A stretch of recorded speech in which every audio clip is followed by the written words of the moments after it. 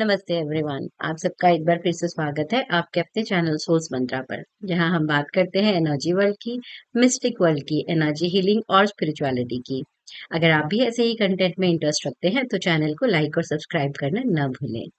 तो चलिए बढ़ते हैं आज के वीडियो की ओर। जब हम अध्यात्म की यात्रा पर निकलते हैं तो हमें कई प्रकार के अनुभवों से होकर निकलना पड़ता है। हमें कई पड़ावों को पार करना पड़ता है और हर पड़ाव के साथ हमारी आध्यात्मिक उन्नति होती रहती है। स्पिरिचुअल अवेकनिंग या आध्यात्मिक उत्थान हमारे अंदर कई तरह के बदलाव लाता है और ये सब कुछ कुछ चरणों में या स्टेजेस में होता है। कई बार कोई स्टेज हम आसानी से पार कर लेते हैं, बट किसी किसी स्टेज पर हम बारी बारी घूम घूम कर वापस आते हैं। तो उसका क्या कारण होता है? क्योंकि उस स्टेज का लेसन हम शायद अभी सीखे नहीं हैं, और जब तक हम वो लेसन सीखेंगे नहीं तब तक हम आगे बढ़ नहीं पाएंगे। तो आध्यात्मिक यात्रा एक बहुत ही पर्सनलाइज्ड एक्सपीरियंस होता है, जिसमें जरूरी नहीं है कि हर साधक को एक से ही अनुभव हो। फिर भी कुछ ऐसे चिन्ह हैं जो हमें ये समझने में मदद करते हैं कि अभी हम यहाँ तक पहुंचे हैं और कहाँ तक हम आगे पहुंच सकते हैं। तो चलिए समझने की कोशिश करते हैं इन्हीं चिन्ह या स्टेजेस को। बढ़ते हैं इन चिन्हों की ओर। स्पिरिचुअल जर्नी में सबसे पहला फेज या स्टेज होता है अज्ञानता का।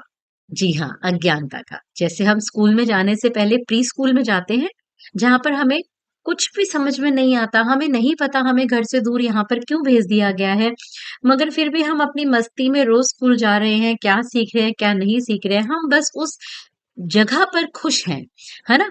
तो वही हमारी स्टेज यहाँ पर स्पिरिचुअल लेवल पर भी होती है। हम अनकॉन्शियस लेवल पर जीवन जीते हैं। हमारी जो पूरी आइडेंटिटी है वो सांसारिक चीजों से जुड़ी हुई है, हमारी ईगो से जुड़ी हुई है। हमारा मन, हमारे विचार, हमारे इमोशन, सब कुछ हमारी ईगो से ऑपरेट होते हैं। अगर कोई हमें, हमारे नाम को, हमारे काम को या हमारी पहचान को टारगेट करता है, आघात करता है, तो हम बहुत डिफेंसिव हो जाते हैं, अपना बचाव करने लगते हैं और अपना पक्ष स्पष्ट करने के लिए बेचैन हो उठते हैं। लोगों के प्रति हमारी जजमेंट्स बहुत स्ट्रांग होती है, ये अच्छा है, ये बुरा है, इसने मेरे साथ ऐसा किया, इसके साथ ऐसा ही होगा। इस तरह के जजमेंट्स बहुत ज्यादा होते हैं हमारे मन में, और हम स्वार्थ के अनुसार अपना व्यवहार बदलते रहते हैं। जिससे हमारे स्वार्थ सिद्धि हो रही है उसके साथ हमारा व्यवहार अच्छा हो जाता है, जिससे हमारा कोई मतलब नहीं है उसके साथ में हम या तो अच्छा व्यवहार नहीं करते हैं या हम बिल्कुल न्यूट्रल हो जाते हैं। यहाँ हर चीज पर हम रिएक्ट करते हैं, रिस्पॉन्ड नहीं करते। हमारी चाबी ना जैसे दूसरों के हाथ में है। कोई भी हमें गुस्सा दिला सकता है, कोई भी दुख पहुंचा सकता है, कोई अच्छा भी महसूस करा सकता है। इन शॉर्ट हमारा जीवन दूसरे ही चला रहे हैं, और हमारे जीवन का मंत्र है, जब तक सब कुछ ठीक चल रहा है तब तक मैं भी ठीक चलूंगा। परिस्थिति खराब हुई तो तुम्हें मेरे सही रंग दिखाई देंगे। मैं कामयाब हूं तो कामयाबी सिर्फ मेरी है, मगर अगर कहीं मुझे विफलता मिल गई तो फिर मुझे कोई दूसरा चाहिए जिसके सर पर मैं ब्लेम ठोक सकूं, जिसके सर पर मैं अपना ब्लेम लगा सकूं कि तुम्हारे कारण मेरे जीवन में ये सब कुछ हुआ। क्योंकि यहाँ हम अपने ऊपर कोई बात लेना ही नहीं चाहते, उतनी पावर ही नहीं है हम में। यहाँ जीवन पर हमारा कंट्रोल ही नहीं है। हमें लगता है घटनाएं बस यूं ही घटित हुई जा रही हैं और हम बस एक पुतले के समान सब कुछ झेले चले जा रहे हैं। गॉसिप करना, नेगेटिव बोलना, नेगेटिव सोचना, इनडिसिप्लिन्ड लाइफ, एडिक्शंस, ये सब इस स्टेज के कैरेक्टरिस्टिक्स हैं। पर ये बहुत ही दुखद बात है कि दुनिया की अधिकांश आबादी इसी स्टेज पर वर्ल्ड में एंटर भी करती है और इसी स्टेज में वर्ल्ड से एग्जिट भी हो जाती है, अपना देह त्याग देती है। पूरा जीवन उन्हें इस विषय पर विचार करने का समय ही नहीं मिलता कि जीवन का वास्तविक सत्य है क्या। मगर कई बार कुछ लोग ऐसे भी होते हैं जिनकी लाइफ में कुछ ऐसे एक्सपीरियंसेस आ जाते हैं जिससे उनके जीवन के प्रति पूरा दृष्टिकोण ही बदल जाता है, और वो निकल पड़ते हैं जीवन के गहरे सत्य की खोज पर। ये कोई बड़ी दुर्घटना हो सकती है, कोई बीमारी हो सकती है, कोई खराब संबंध हो सकता है, फाइनेंशियल लॉस हो सकता है, और सिर्फ प्रभु की कृपा भी हो सकती है। कोई भी ऐसी चीज जो हमें ये एहसास दिलाए कि जिन चीजों के पीछे हम भाग रहे हैं ना, वह सब तो नश्वर है, पर कुछ तो है जो इस ब्रह्मांड में सतत विद्यमान है, और उस शक्ति के आगे हमारी ईगो टूट कर बिखरने लगती है। और फिर हम प्रवेश करते हैं दूसरे चरण में, जहां हमारी सांसारिक आइडेंटिटी बिखरने लगती है। हमें समझ में आने लगता है कि मैं और मेरा में अंतर है। मैं शब्द हमारे प्रोफेशन, काम, जाति, धर्म इन सब से अब अलग होने लगता है। ये हमारी आइडेंटिटीज हैं और हम क्या हैं, हम उसकी खोज में निकलते हैं।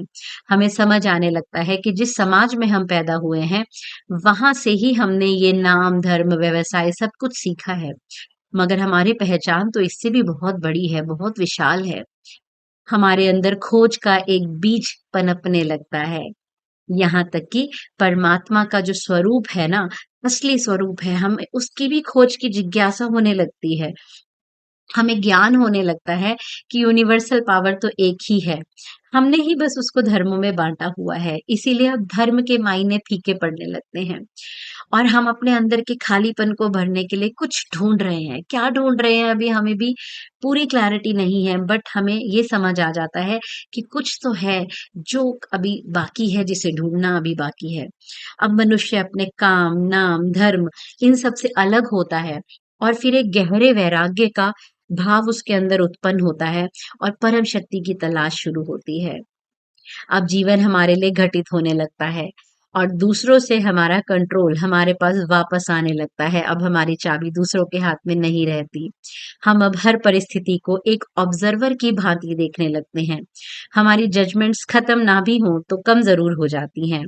यह स्टेज काफी लंबी हो सकती है क्योंकि अभी हमारी खोज सिर्फ प्रारंभ हुई है, अभी प्राप्ति हमें कुछ नहीं हुई है, अभी सिर्फ हमें एक दिशा मिली है। अगर आप यहाँ तक भी आ गए हैं, तो यकीन मानिए, आप बहुत विशेष हैं, बहुत विशेष हैं। दुनिया के अधिकांश लोग यहाँ तक भी नहीं पहुंच पाएंगे। यदि आपके मन में ये प्रश्न भी आ गया है ना कि मैं कौन हूँ, मेरी वास्तविकता क्या है, तो ये मानिए कि प्रभु की आप पर कुछ विशेष कृपा है, तभी ये संभव हो पाता है।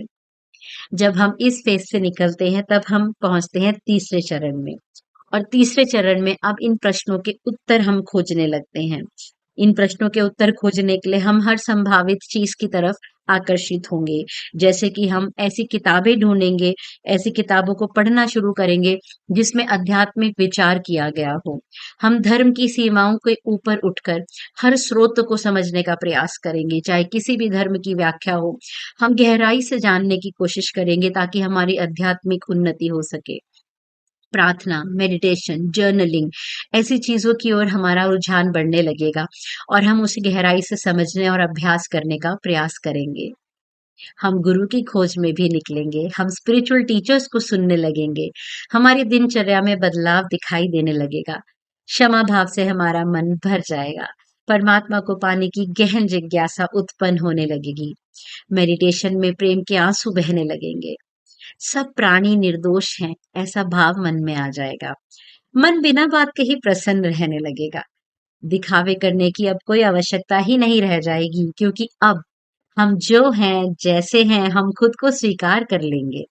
इस इस दौरान हो सकता है आपके जीवन से कुछ लोग या कुछ परिस्थितियां जो आपके आध्यात्मिक उन्नति में बाधक हैं, वे स्वयं या तो हटने लगेंगी या बदलने लगेंगी। जैसे हो सकता है कि आपकी नौकरी का स्थान बदले, आपके रहने का स्थान बदले या कुछ लोग जिनके साथ में आप सहज महसूस नहीं करते हैं, वो किसी कारण आपसे दूर हो जाएं या फिर उनके स्वभाव में परिवर्तन आपको दिखाई देने लग जाएगा। आपकी वाइब्रेशंस चेंज होने लगेंगी और अब लोगों को भी महसूस होने लगेगा कि आपकी वाइब्रेशंस चेंज हो रही हैं। जो लोग दुख या परेशानी में होंगे वो आपकी ओर आकर्षित होने लगेंगे। उन्हें ये पता नहीं कि वो आपकी ओर क्यों आकर्षित हो रहे हैं, मगर उन्हें आपके पास आकर के सुकून मिलेगा क्योंकि अब आप हायर वाइब्रेशंस पर वाइब्रेट करने लगे हैं। आपको एकांत अच्छा लगने लगेगा क्योंकि एकांत में आप अपने को जानेंगे, प्रभु को जानेंगे। कई बार इस दौरान आपको शारीरिक कष्टों से भी गुजरना पड़ सकता है क्योंकि ओल्ड एनर्जीज चेंज हो रही हैं। शरीर को अपने कार्मिक अकाउंट्स भी सेटल करने हैं, तो घबराएं नहीं। ये एक बड़ी प्रक्रिया का ही पार्ट है।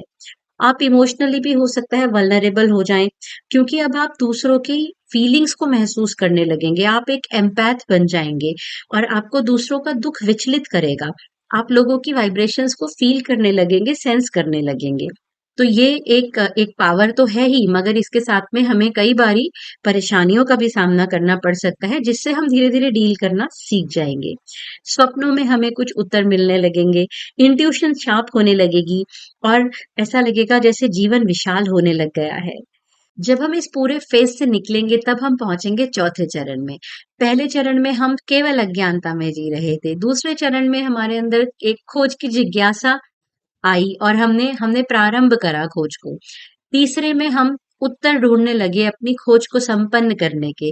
और अब जब हम चौथे चरण में आएंगे तो हम आनंद लेने लगेंगे उन प्राप्तियों का। यहाँ पर हमें आत्मा और शरीर का भेद स्पष्ट हो जाएगा। अब हम दूसरों को भी आत्मिक बोध से देख पाएंगे। अब उनका शरीर, उनका रूप, उनका नाम हमारे लिए उतने मायने नहीं रहेंगे। सभी प्राणियों के लिए हमारे अंदर एक समभाव आ जाएगा, कंपैशन बढ़ने लगेगा और मन भरा रहेगा दया के भाव से। सब प्राणी मात्र में हमें प्रभु की ही छाया दिखेगी। अपने और दूसरों के बीच का भेद ही जैसे समाप्त हो जाएगा। जीवित ही नहीं, निर्जीव वस्तुओं वस्तुओं से भी जैसे संवाद होने लगेंगे। पेड़ पौधा, पशु पक्षी, मेज कुर्सी, सबके प्रति एक समान भावना आ जाएगी, क्योंकि अब समझ आ जाएगा कि अल्टीमेटली सब कुछ तो वाइब्रेशन है। स्पिरिचुअल विजडम की दुनिया का द्वार खुल जाएगा। जो दुनिया अदृश्य है, उससे गहरा संबंध स्थापित होगा। मन में लगातार ग्रैटिट्यूड या धन्यवाद की भावना बहती रहेगी। मन सरल हो जाएगा। किसी ऐसी बात में मन नहीं लगेगा जिसमें किसी की बुराई हो, किसी की जजमेंट हो। मन ही नहीं करेगा ऐसी बातें सुनने का या बोलने का। आप सबको आध्यात्मिक यात्रा के यात्री के रूप में देखेंगे और आपको समझ आ जाएगा कि सब यहाँ कुछ सीखने ही तो आए हैं। आज शायद वो किसी और चरण पर हैं, आप किसी और चरण पर हैं, बट जब एक मास स्पिरिचुअल अवेकनिंग होगी तो सबको इस प्रक्रिया से गुजरना ही होगा। आज नहीं तो कल हम सबको इससे पार जाना ही पड़ेगा। इसीलिए आपके मन में उन सबके प्रति एक करुणा आ जाएगी और आप चाहेंगे कि बस सबका कल्याण हो जाए, ऐसी भावना आपके मन में सदा रहेगी। प्रकृति से भी आपका जुड़ाव होने लगेगा और आपकी वाइब्रेशंस जो हैं वो बहुत हल्की हो जाएंगी और सब कुछ करते हुए भी आप हर चीज से खुद को अलग रख पाएंगे। मगर मतलब जैसे अगर आपको किसी परिस्थिति में किसी पे गुस्सा भी करना पड़ता है तो भी आपका अंतर शांत रहेगा। आप किसी भी चीज में लिप्त नहीं होगे। आप अपनी दिनचर्या चलाओगे, दुनिया चलाओगे, सब कुछ चलता रहेगा, मगर आपके अंदर की दुनिया एक अलग धुन पर नाचती रहेगी।